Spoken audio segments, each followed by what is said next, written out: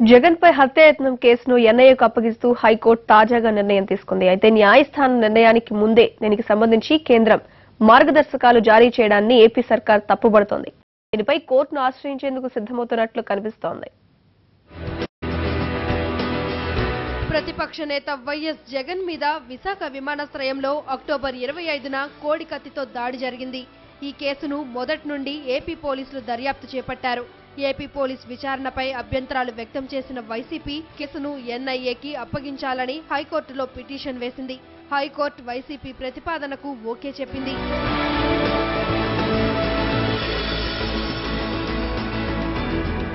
జగన్ కేసుపై గతంలో జరిగిన విచారణ సమయంలోనే హైకోర్టు కీలక వ్యాఖ్యలు చేసింది. ఎన్ఐఏ దర్యాప్తుకు మీరు ఆదేశిస్తారా, లేకపోతే మేము ఆదేశించాలా అని ప్రశ్నించింది. తర్వాత కేంద్రం డిసెంబర్ 31న ఎన్ఐఏను రంగంలోకి దించింది. జనవరి 1న ఎన్ఐఏ నమోదు చేసిన ఎఫ్ఐఆర్ను హైకోర్టు ఆమోదించింది. ప్రభుత్వ న్యాయవాది అభ్యంతరం చెప్పడంతో కావాలంటే అప్పీల్కు వెళ్లొచ్చని సూచించిన హైకోర్టు తాజాగా ఎన్ఐఏకి కేసు విచారణ అప్పగించింది.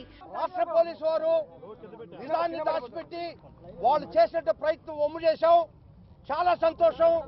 ఈ రోజు జగన్మోహన్ రెడ్డి గారి మీద విశాఖపట్నం ఎయిర్పోర్ట్ లో జరిగినట్టు హత్యా ప్రయత్నం కేసు ఎన్ఐఏకి బదలాయించబడిందని చెప్పేదానికి చాలా చాలా చాలా చాలా సంతోషం.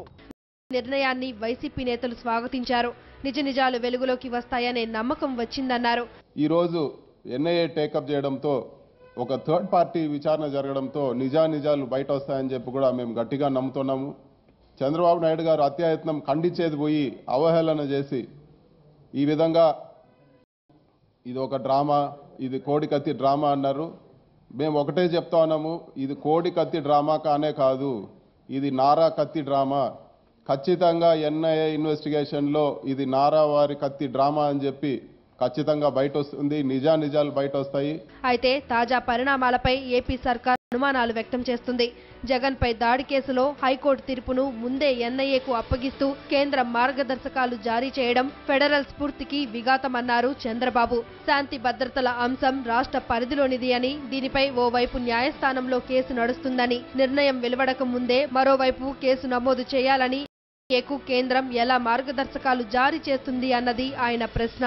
రాష్ట్ర పరిధిలోని అంశంపై ఆసక్తి ప్రదర్శించడమే కాకుండా రాష్ట్ర హక్కుల్ని కూడా గుంజుకోవాలని కేంద్రం చూస్తుందని ఆరోపిస్తున్నారు.